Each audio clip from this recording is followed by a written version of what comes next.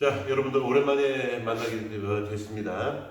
그동안 김한중 선생님한테 수업 열심히 잘 들었으리라 믿고, 자, 선생님은 이제 3단원 민족문화를 지키려는 노력이 됩니다. 여러분들 교과서상으로는 202쪽, 여러분들 교과서 202쪽을 펴고 수업에 이제 접근해 주시면 되겠습니다. 자, 일제강점기에 들어와서 우리 민족문화를 지키려는 노력이 나오는데, 그러면 왜 우리가 우리 민족문화를 지켜야 하느냐? 그 가장 큰 이유는 일본이 우리나라의 식민사관이라고 하는 것을 강조하게 됩니다. 그래서 이 식민사관이라고 하는 것은 뭐 하기 위한 거냐면, 일본이 우리를 지배하는 바로 이른바 식민통치를 뭐하기 위해서 합리화하고 정당화하기 위한 목적으로 이제 나오게 되는 것이 식민사관이다, 이렇게 보는 거죠. 그래서 이제 우리나라의 자율성을 부정하고 가장 대표적인 것이 이제 우리의 단군조선을 이제 부정한다거나 단군조선을 부정하기도 하고, 그리고 또 한 가지는 이제 패배적 역사의식을 이제 심기 위해서 등 이런 것을 위해서 이제 만들어진 것이 바로 식민사관이다. 그러니까 우리는 우리 역사가 그렇게 대단한 역사가 아니다. 일본 역사만 보다 못하다. 그렇기 때문에 우리는 어쩔 수 없이 일본의 식민지를 받게 된다. 그런 얘기가 되는데, 구체적인 예로 세 가지를 예를 들어보겠습니다. 자, 이거 잘 기억해야 됩니다. 자, 첫 번째 나온 것이다. 그게 바로 뭐가 되게 되냐면 타율성입니다. 자, 여러분 보면 알겠지만은 한국의 역사는 스스로 발전하지 못한다, 그런 얘기가 되죠.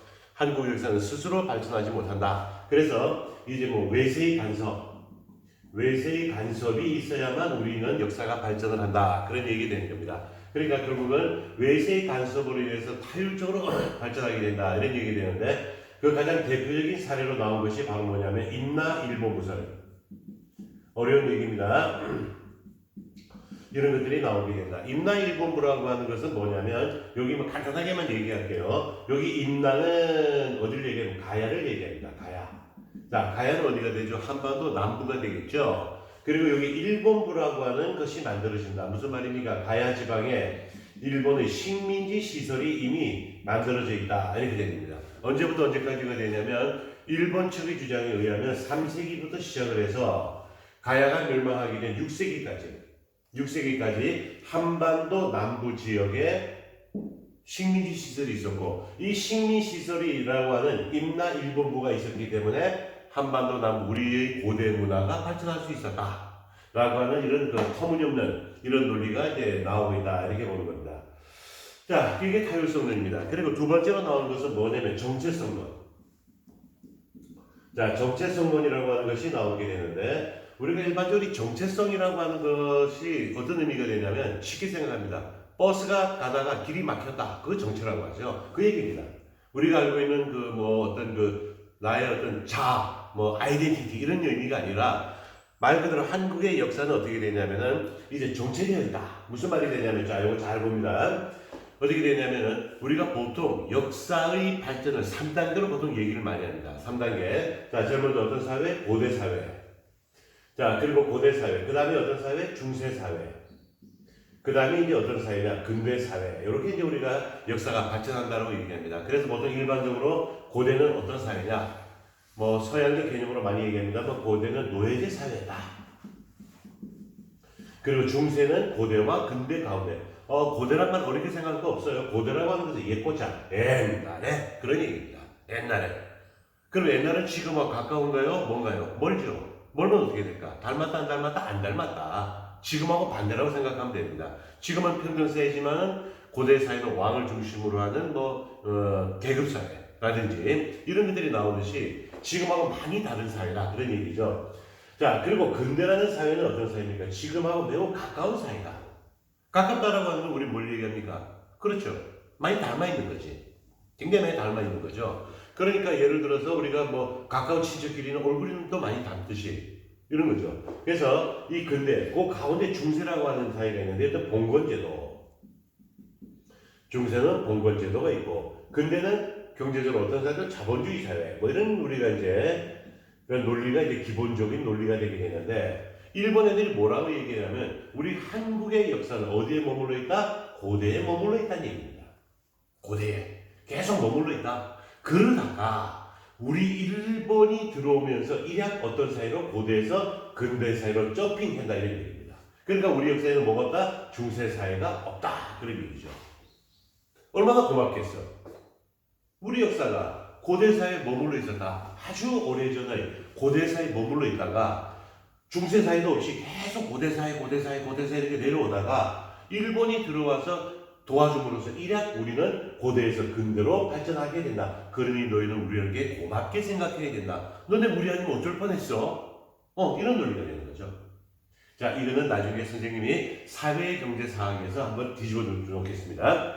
자, 그 다음에 세 번째 나온 것이 뭐가 되게 되면 당파성론이죠. 자, 당파성론. 이런 것들이 이제 나오게 돼요. 당파성론이라고 하는 건 뭘 얘기하는 겁니까? 우리가 배웠던 그 붕당정치 있죠. 이 붕당정치를 일본은 왜곡을 합니다. 어떻게 왜곡을 하게 되냐? 한국 사람은 반대를 위해서 당파가 만들어진다. 뭐 그런 얘기죠. 그래서 오랜 당파 싸움으로 인해서 한국은 어떤 걸 좋아한다? 분열성. 분열. 그렇기 때문에 어떻게 된다? 우리 일본의 지배를 받게 되는 이런 거란 얘기죠. 그래서 우리는 이런 분열이 강한 민족성, 분열성이 강한 어떤 그 민족성을 가지고 있는 뭐 이런 거란 얘기입니다. 그러니까 한국 사람들은 통합을 못한다. 그래서 일본 애들이 옛날에 지어낸 말이 있죠. 개인 하나하나로 보면 한국 사람은 굉장히 뛰어나 보이나 한국 사람은 뭉치질 못하기 때문에 결국 망할 수밖에 없다. 그런 얘기를 이제 해 나오게 된다. 이런 얘기가 된 겁니다. 자, 그리고 여기 말고도 또 뭐 이런 것도 있죠. 반도성론. 나오는데 반도성론은 우리가 되게 이 타율성론하고 이제 뭐 조금 비슷하게 이쪽에서 조금 연결시켜서 보면 되는 건데 너희는 반도라고 하는 것. 반도가 뭐 하는 겁니까? 그렇죠. 우리가 이렇게 한 반도 그리고 이렇게 해가지고 여기 일본 그 다음에 여기 중국. 그래서 중국이란 강대국가 일본이라고 하는 가운데 껴서 너희는 정말 어쩔 수 없이 지배를 받을 수밖에 없다. 누구의 지배? 중국의 지배나 우리 일본의 지배를 받거나 그거밖에 받을 수 없다. 니네 팔자가 그래. 누가 여기서 태어나래? 니네 팔자가 이런 거냐 그런 얘기입니다. 이걸 우리가 얘기하는 뭐가 되냐 이런 반도성론이라고 하는 이런 논리가 나옵니다. 자, 그래서 우리가 일제의 식민 통치에 관련된 그 세 가지 논리를 기억해야 됩니다. 타율성, 정체성, 당파성 이렇게 우리가 기억을 해두면 되는 겁니다. 자, 그러면 이런 식민사관을 날조하기 위해서 만들어진 단체가 두 개가 있다. 그게 바로 뭐냐면 하나는 조선사 편수회. 말 그대로 뭘 만들기 위한 거다? 조선사라는 책을 이제 편찬하기 위해서 만들어졌던 조선사 편수회라는 단체가 만들어집니다. 그래서 이 조선사라고 하는 책은 1935년에 만들어지는데 책이 35권이에요. 전체 책은 35권이 되게 되고 만들어진 연대는 1938년이네요. 38년에 35권의 조선사를 만들었던 이 편년체 역사서가 되게 됩니다. 이건 완벽한 우리나라 역사를 왜곡한 책이 됩니다. 자, 그 다음 또 한 가지 뭐가 있냐? 총국학회. 자, 이런 단체들이 우리 역사를 왜곡하는 단체가 됩니다. 조선사 편수의 바로입니다. 그래서 이것을 통해서 우리가 일제의 식민사관에 대해서 우리가 정리를 해보았습니다. 자, 역시 202쪽에 나오게 되는 민족주의 사학에 대해서 정리를 하겠습니다. 자, 일제의 어떤 식민사관에 대해서 우리나라 어떤 역사를 지키기 위한 이런 노력들이 이제 나오게 되는데 이 민족주의 사학의 가장 중요한 것은 바로 뭐냐면 정신사입니다. 우리의 정신을 강조하게 되는 것이 바로 이 민족주의 사학이 되게 된다. 자, 이렇게 우리가 볼 수 있게 됩니다. 그래서 우리의 어떤 그 자주적 정신, 그렇죠. 우리의 어떤 그 자주적인 우리의 어떤 정신을 강조하고 그리고 또 한 가지는 바로 뭐냐면 민족운동의 일환으로서 이제 한 방법이라는 얘기입니다. 민족주의 사학이 나오게 된다. 이 민족주의 사학에 관련된 건 시험 문제 너무나도 많이 나오죠. 너무나도 많이 나옵니다. 그래서 대표적 인물이 두 사람이 나오죠. 여러분 잘 알고 있는 누가 나오게 될까요? 그렇죠. 박은식. 그리고 또 한 분 신채호. 또 두 사람이 되게 됩니다. 박은식은 우리가 교과서에 지금까지 많이 얘기는 안 됐는데 신채호 이미 우리 한번 다뤄봤죠. 그렇죠. 의열단, 조선 혁명 선언. 그렇죠. 바로 그 신채호 이 두 분이 나오게 됩니다. 자, 그래서 제일 먼저 우리가 살펴볼 분이 바로 누구냐면 배감 박의식 선생입니다. 자, 알고 있는 이 배감 박의식 선생은 바로 어떤 임시정부에서 대통령을 했던 사람이죠. 이승만이 이런저런 이유로 사임하고 미국으로 가고 그 이후에 잠시 대통령을 했던 분이 바로 누구? 바로 이 박은식 임시정부의 대통령을 했던 분입니다. 자, 박은식 선생이 쓴 책은 우리가 두 가지가 나오는데 하나는 한국통사. 한국통사라는 책이 나옵니다. 한국통사. 여기서 통자가 어떤 통자냐면 이렇게 일맥에 쭉 이어가는 그런 통자가 아니라 여기 통은 아플 통자입니다. 한자로 여기에 들어가면 아프다는 얘기거든요. 그래서 우리 한국의 어떤 역사? 아픈 역사. 통사라는 얘기 아픈 역사예요. 그래서 이 한국 통사는 어디부터 어디까지가 되면 우리가 국권이 피탈되게 되는 요 시기에 대한 우리의 어떤 무도가 개방되고 그리고 난 다음에 일본이 우리나라의 국권을 비탈해가는 과정까지 있은 겁니다. 여기 그 다음 연재편으로 나온 것이 바로 뭐냐면 후속탄으로 나온 것이 한국 독립운동 지열사. 한국 독립운동 지혈사 이렇게 되게 되죠. 그래서 이건 뭐냐면 말 그대로 우리 한국 독립운동에 대해서 한 건데 지자는 뭐죠? 갈지자. 갈지자는 무슨 뜻? 의 이렇게 번역을 하면 되는 거죠. 그래서 한국 독립운동의 피해 역사다. 말 그대로 독립운동사죠. 자, 이렇게 해서 박은식 선생이 이제 나오는데 되게 이제 신채호 선생하고 비교를 할 때 시험 문제에서 책 이름 같은 걸로 나올 때 한국이라고 떴다. 이거는 박은식. 조선이란 말이 떴다. 신채호 이렇게 이해하면 됩니다. 그러면 여러분들 시험 문제에서 안 틀리는 거예요. 자, 그럼 박은식 선생의 가장 강조하는 논지는 바로 뭐냐면 민족의 혼이 되게 되는데 뭐라고 얘기하냐 박은식 선생이 나라는 형이요. 형이라고 하는 건 뭘 얘기할까요? 형태. 그렇죠. 형태를 얘기하는 것이고 그리고 역사는 신이다. 신이라고 하는 건 뭐죠? 정신을 얘기하는 거죠.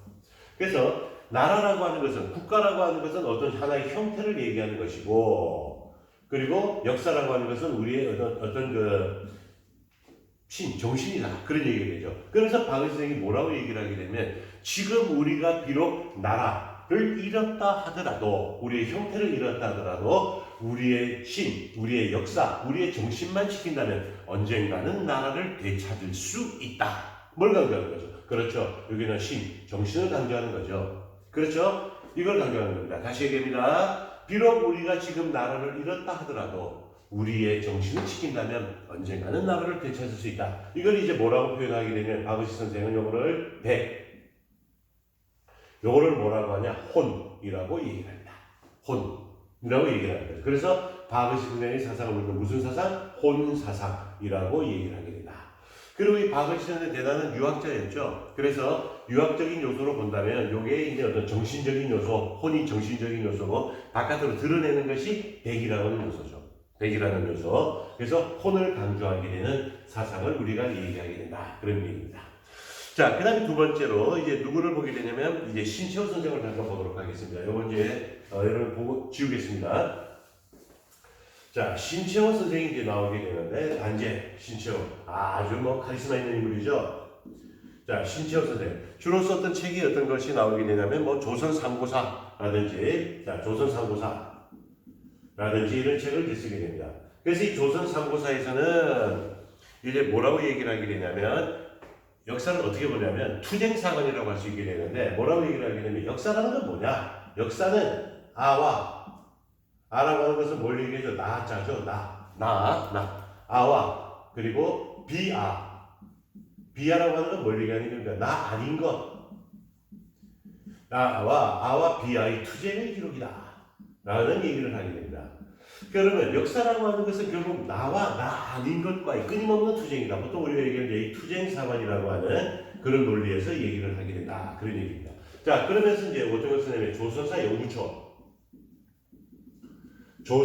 연구초라고 하는 책을 이제 조술하게 되는데 이건 논문집이죠. 그 중에서 어떤 논문이 나오냐면 묘청의 난에 대한 평가가 나옵니다. 뭐라고 합니까, 여러분들? 조선 역사 1000년 내가 무슨 내자? 올레자죠. 그러니까 단재 선생이 써있는 그 시점으로 1000년이 오도록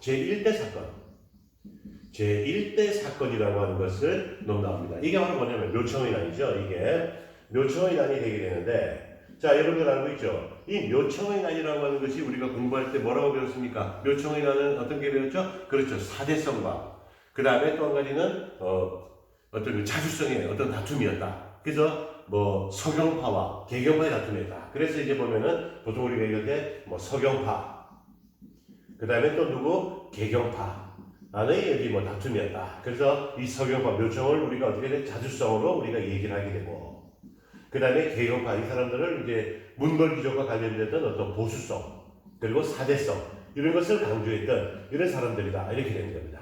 자, 이거를 이제 이 신치호 선생은 연결을 시키는 거죠. 역사가 뭐라고 했습니까? 아까 얘기했던 아와 비아의 투쟁의 기록이다. 바로 여기는 서경파가 아라는 거죠.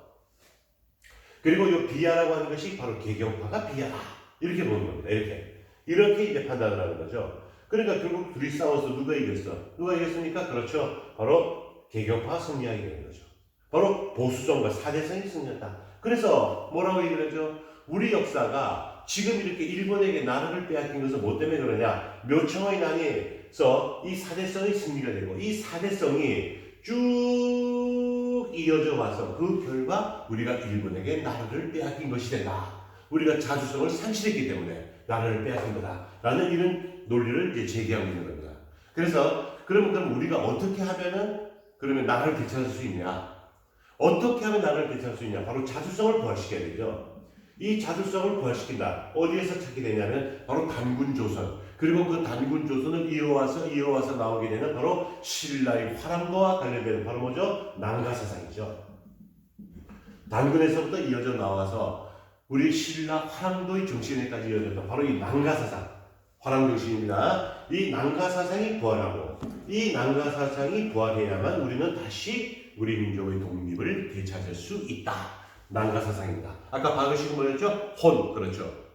나라의 혼사상이었죠. 여기 나온 신치호는 바로 이 난가사상의 부활, 바로 자주성의 부활이 돼야 된다. 여기 아와 비아, 서경파와 개경파를 잘 연결시키면서 여러분들이 이해를 해주면 되겠습니다.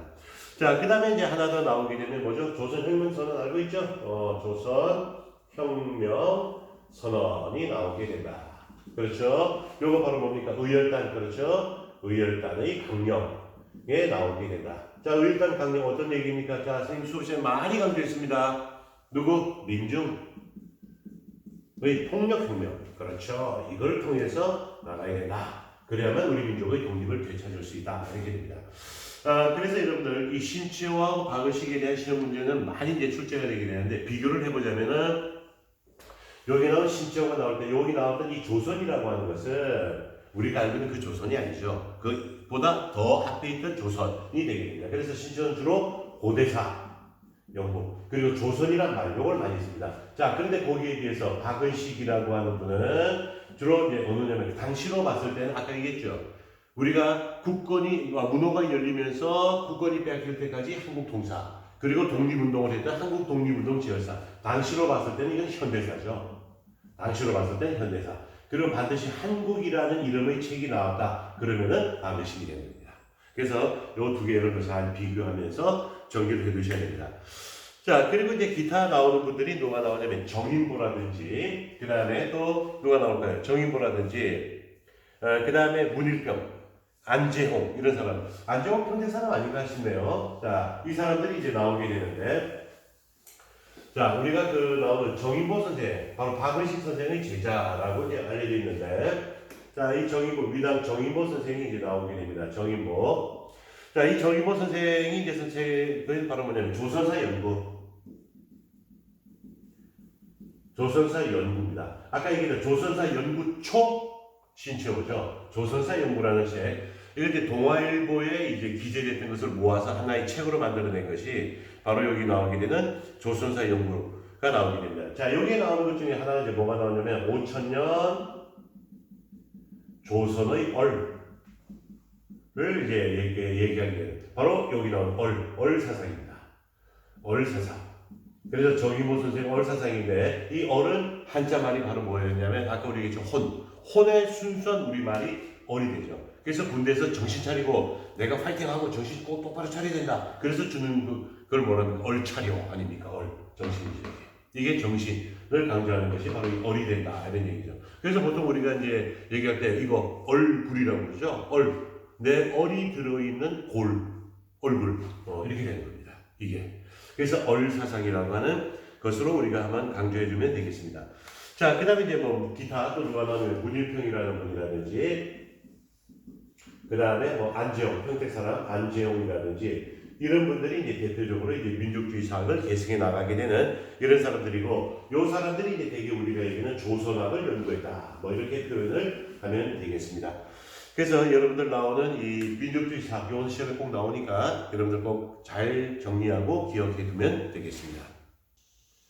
자, 이제 세 번째 단원이 되겠습니다. 사회경제사관, 그리고 실증사관이 이제 나오게 됩니다. 여러분들 교과서로는 203쪽이 됩니다. 지금 우리가 일본의 식민사관을 극복하기 위한 3대 역사관이 바로 뭐냐면, 앞서 배웠던 뭐가 있었죠? 민족주의 사관, 그리고 사회경제사관, 그리고 실증사관, 이 세 가지라고 여러분들이 이해를 하면 되겠습니다.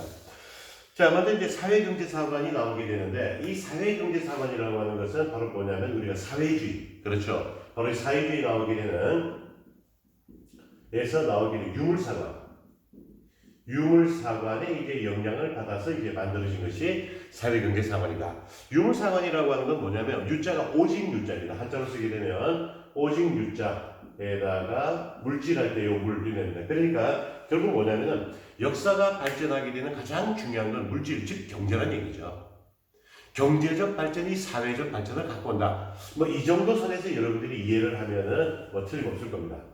그래서 이런 유물사관이 이제 나오게 된다, 이렇게 우리가 볼 수 있게 되고요. 그러면서 이제 이걸 어떻게 하냐면은 그 세계사적 보편성, 이 세계사적 보편성을 이제 어떻게 하게 되냐, 우리 역사에 이제 적용을 합니다. 한국사에 적용을 하게 되는, 한국사의 보편성을 한국사에 이제 적용을 하게 되는, 한국사에다가 이제 적용을 하겠다, 그런 얘기가 되는 거죠.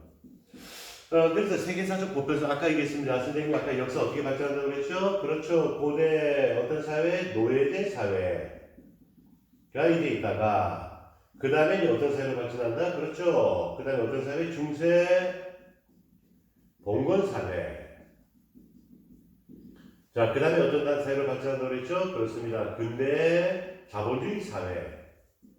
뭐 시민사회라고 하는데 경제적인 관점으로 볼 때는 사회주의죠. 자본주의죠. 자본주의 사회. 이렇게 역사가 발전한다. 이 얘기가 근거를 둔 것이 바로 여기 나오는 사회경제사관이 되게 된다, 이렇게 되는 겁니다.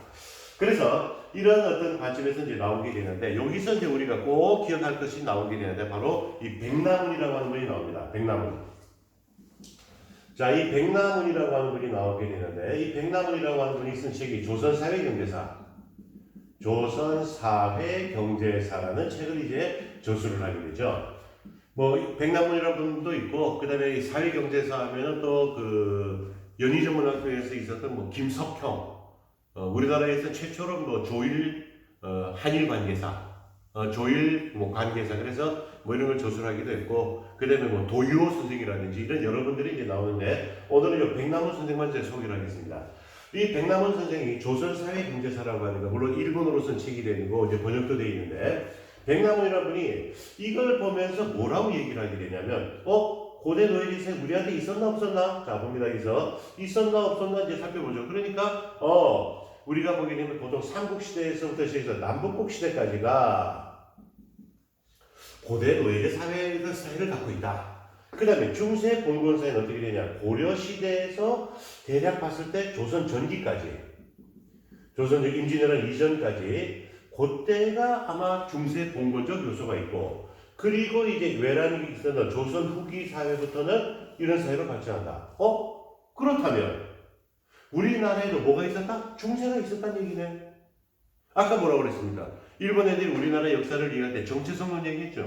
우리 역사는 어디에 머무르고 있다가 고대 사회에 머무르고 있다가 일본의 도움으로 일약 어떤 사회로, 근대 사회로 발전했고, 한국 중세 사회가 없다, 그런 얘기를 했죠. 근데 백남원 선생이 조선사회 경제사에서 이런 식으로 역사를 분리하다 보니까 바로 우리의 특히 고대, 고려 요 시기, 요 때가 중세 봉건하고 딱 맞아떨어진다는 얘기죠. 그러니까 결국 백남원 선생의 조선사회 경제사, 바로 뭘 비판하게 된다? 일제히 식민사관이었던 바로 뭐 정체성론을 비판한다. 이거 절대로 잊어버리면 안 됩니다.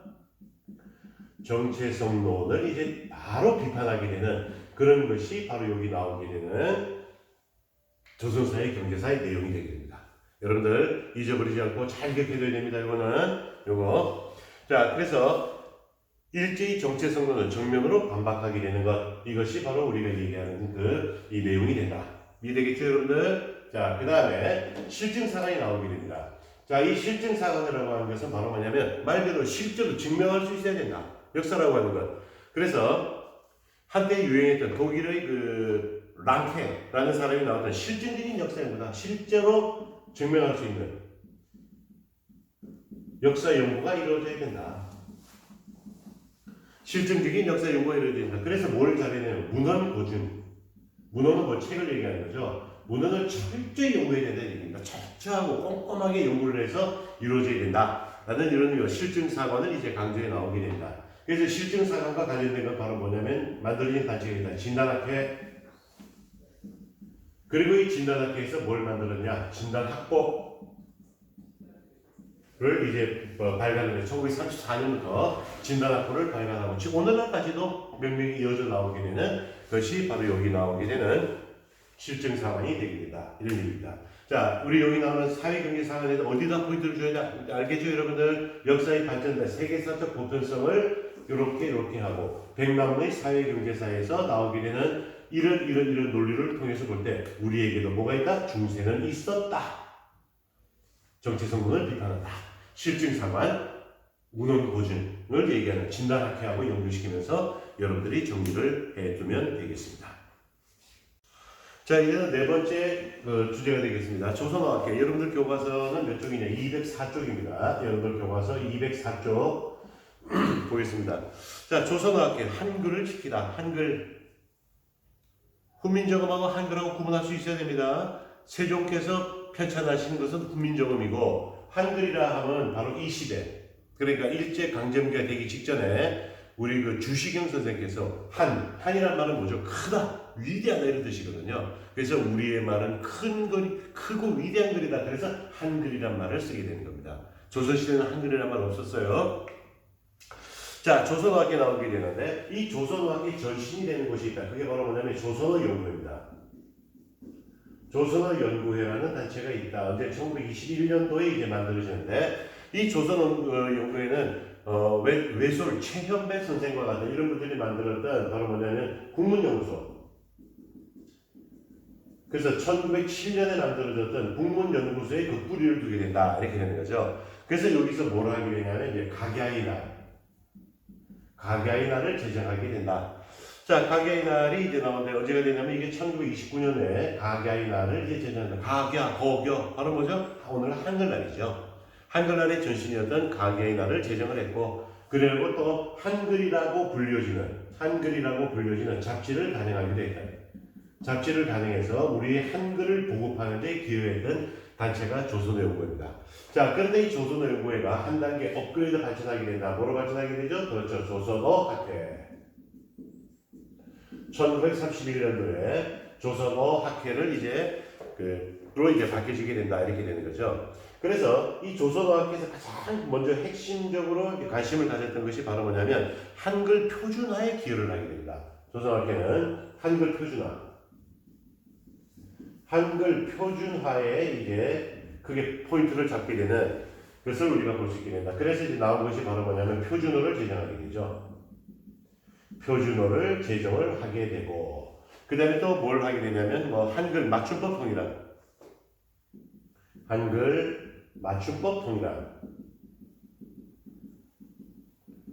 통일안을 이제 제정을 하기도 하였고, 그리고 또 외래어 표기법과 같은 이런 것들이 이제 조선어학회에서 했던 가장 중요한 활동 중에 하나가 된다. 이렇게 보죠. 그래서 한글을 표준화시키겠다. 그래서 이걸 하나 더 업그레이드해서 뭐냐면 우리말 큰 사전. 그래서 우리말 큰 사전을 편찬하려고 하는 우리말 큰 사전을 이제 편찬을 시도하게 된다. 이런 거죠. 자, 그래서 편찬을 시도하게 되고 많은 자본을 들여서 많은 노력을 해서 우리말 큰 사전을 만들어 갔지만 결국 일본이 이제 태평양 전쟁이 있고 난 1942년 어떻게 하게 되냐면 조선어학회 사건을 일으키죠. 조선어학회는 학술단체를 빙자한 정치단체다. 그래서 치안유지법에 걸어가지고 그중 관련 인사 39명을 전원 구속시키고 그 중에 많은 고문을 가해서 몇 사람은 또 사망을 하게 되고 그러면서 결국 이 조선어학회 사건을 계기로 해서 결국 해산이 되어지게 되고 이 해산된 조선어학회는 해방 이후 1949년에 한글학회라는 이름으로 부활을 해서 지금까지도 그 명맥을 유지하고 있다 이렇게 되죠. 국문연구소, 조선어연구회, 조선어학회 그리고 한글학회 이렇게 이제 이어져 나오게 되는 것을 볼 수 있다. 여기서 가장 포인트는 요겁니다. 한글 표준화를 위해서 노력을 했던 단체가 되어지게 된다 이렇게 되는 겁니다. 자 이제 다섯 번째 단원이 되겠습니다. 언론활동과 교육활동. 역시 여러분 교과서 204쪽에 그대로 있습니다. 자 언론활동 이제 나오게 되는데 그렇죠. 우리가 이제 일본에게 나라를 빼앗기게 된 1910년에 이제 언론활동이 이제 나오게 됩니다. 그래서 이제 보게 되면 시기를 나눠보면 1910년대 같은 경우에는 어떻게 됩니까? 우리 언론활동이 많은 탄압을 받게 되죠. 많은 탄압을 이제 받게 되는 것을 우리가 볼 수 있게 되고 그리고 여러분 알겠지만 대한매일신보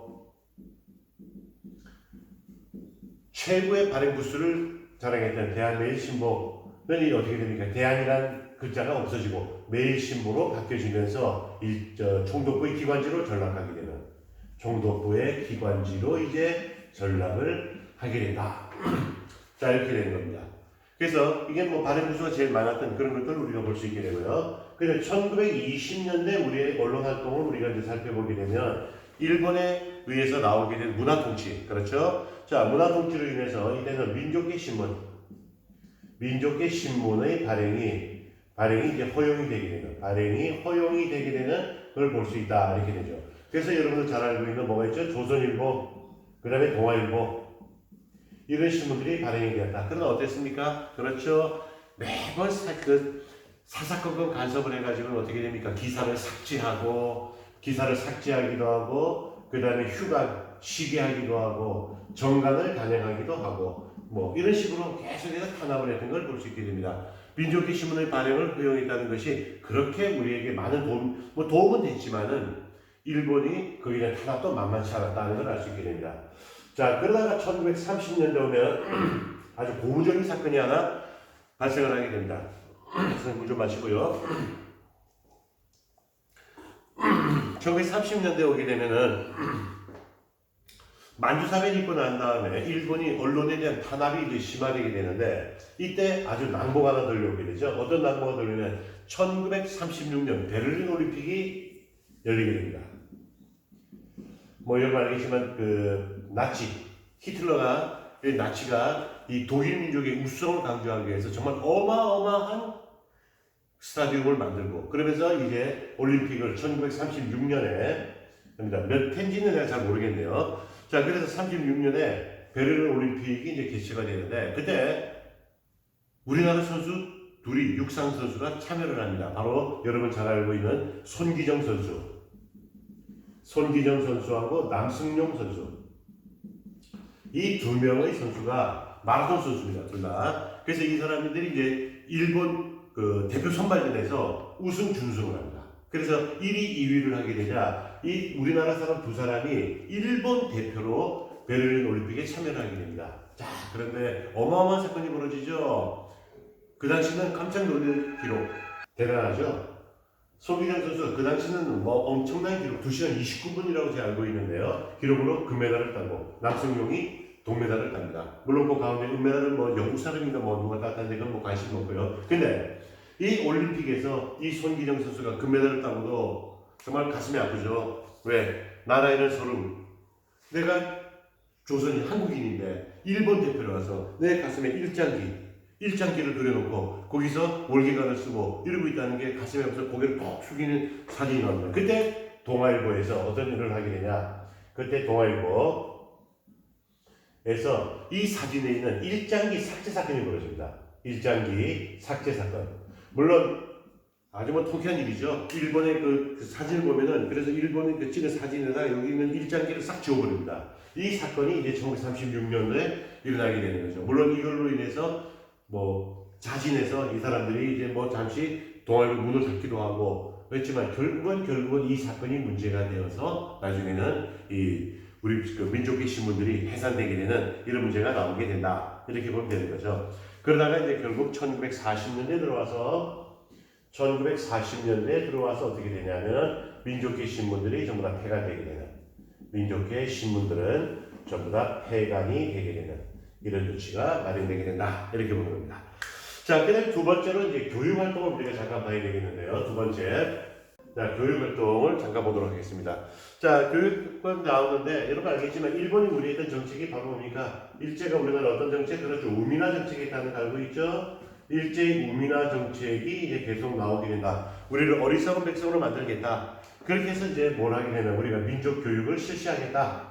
민족 교육을 실시하겠다. 그래서 지난번 선생님이 잠깐 한번 얘기한 적이 있습니다. 그래서 이제 뭐가 만들어지게 되냐면, 사립학교.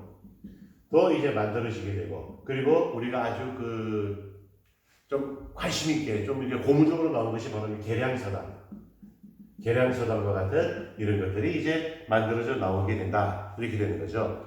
자, 그리고 또 뭐가 나오냐면 야학. 또 그 당시에는 지식인들이 밤에 학생들을 가르치는 야학과 같은 이런 것들이 이제 또 활성화되게 되는 이런 것을 우리가 볼 수 있게 된다. 이렇게 됩니다. 특히 계량서당과 관련된 건 여러분들 교과서 204쪽에 보게 되면은 거기 계량서당에 대한 설명이 나와 있습니다. 여러분들 꼭 보면서 정리를 해두면 되겠습니다. 그리고 거기 부분에 야학에 관련된 내용도 거기 나오고 있습니다. 여러분들 교과서 꼭 204쪽에 계량서당과 야학에 관련된 것 꼭 한번 읽어봐 두기 바랍니다. 자, 이제 이번 단원의 마지막이 되게 되는 여섯 번째 종교개혁 활동, 일제강점기 종교개혁 활동이 이제 나오게 됩니다. 이 종교계도 일본의 지배에 그냥 있지 않았죠. 여러 가지 다양한 형태의 저항들이 이제 나타나게 된다. 이렇게 우리가 볼 수 있게 되는데, 그 중에 이제 제일 먼저 우리가 관심을 가져야 될 것이 바로 뭐냐면은 대종교입니다. 자, 대종교는 원래 이름이 뭐였죠? 그렇죠. 단군교였죠. 그러니까 바로 뭘 신앙? 그렇죠. 단군을 신앙의 대상으로 삼게 된다. 그러니까 어떤 성격이 되는 거죠? 그렇습니다. 민족적 성격을 지니게 되는, 우리 민족적 성격을 지니게 되는 것을 볼 수 있게 된다. 자, 이렇게 되니까 일제히 탄압이 나오게 되죠. 그래서 일제히 탄압이 나오게 되자 종단의 기구를 어디로? 만주로 이주합니다. 자, 종단을 어디로 옮긴다? 만주로 이주를 이제 해나가게 되죠. 그러면서 이 대종교에서 어떤 활동을 하게 되냐면 여기서 뭘 조직하게 된다? 그래서 중강단을 조직을 하게 됩니다. 그래서 이 중강단이 나중에 이름이 바뀌죠. 뭐로 바뀌죠? 그렇죠. 북로군정서. 그리고 여기 산하부대가 북로군정서군 이렇게 되는 거죠. 그래서 이분들이 뭐 했냐? 알고 있죠? 뭐 했다? 정사리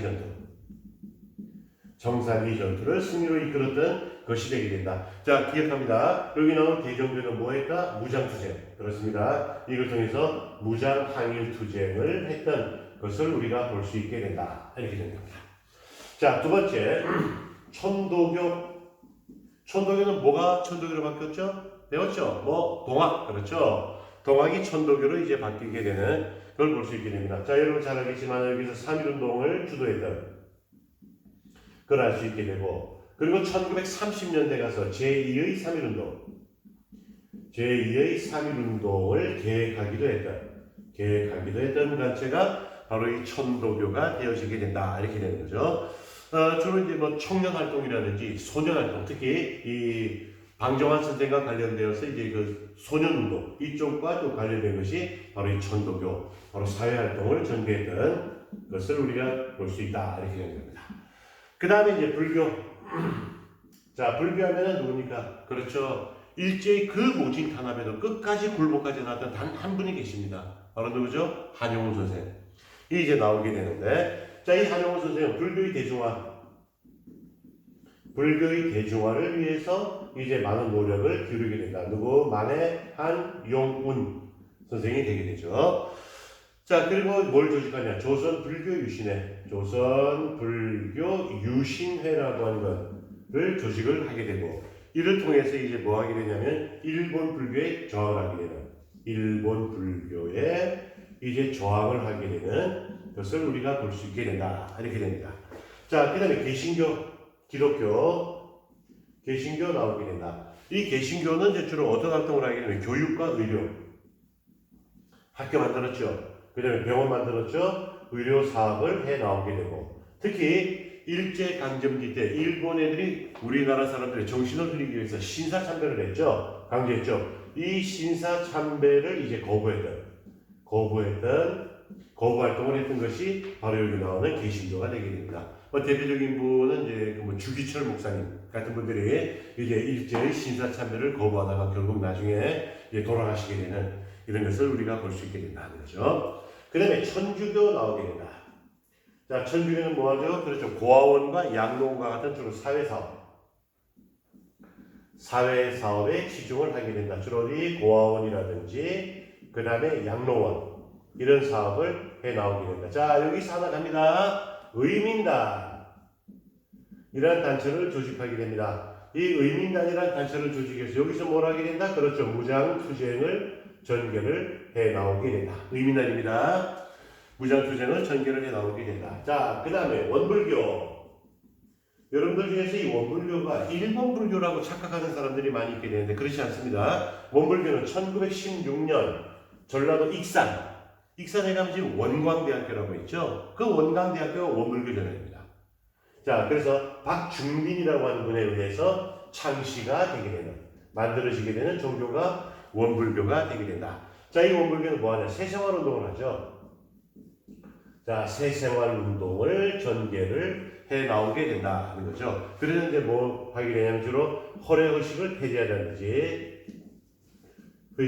폐지한다든지 그 다음에 보게 되면 근검절약 이런 것들을 강조해 나오게 되는 것들을 우리가 볼 수 있다. 자, 그래서 일제강점기 때는 이런 단체, 종교단체들의 활동이 나오는데 요거 우리 한번 관심 가져볼 필요가 있겠죠. 일제강점기 때 무장항일투쟁을 전개했던 종교단체는 대종교와 천도교관이 천주교였다. 무장항일투쟁과 관련된 중광단, 의민단. 알겠죠? 이런 것들을 우리가 한번 눈여겨봐보면 되겠습니다. 자, 그래서 여기까지 이제 우리가 했고요. 그 다음에 여러분들 교과서 206쪽으로 잠깐 넘겨가 보겠습니다. 여러분들 교과서 206쪽에 굉장히 의미 있는 것들이 이제 나오고 있죠. 바로 뭐가 되냐면 저항문화. 어디에 저항합니까? 그렇죠. 일제에 저항하는 저항문학과 거기에 반대되는 친일문학에 대한 내용들이 나오고 있습니다. 선생님이 문학에 대한 관심이 있어서 그런지 모르지만은 이 부분에 이제 나오게 되는데 우리가 저항문학 하게 되면 두 사람 기억해야 됩니다. 누구죠? 이육사. 본명이 뭐더라?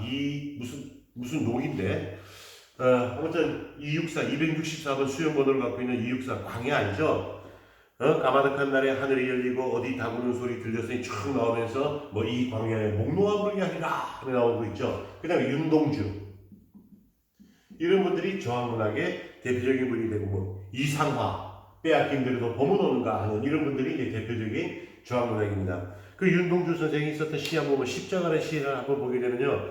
십자가가 허락된다면 모가지를 들이우고 꽃처럼 태어날 피를 어두워지는 하늘 이런 식으로 해서 이제 나오게 되는 저항문학과 관련된 분이라면 친일문학 너무 많아요.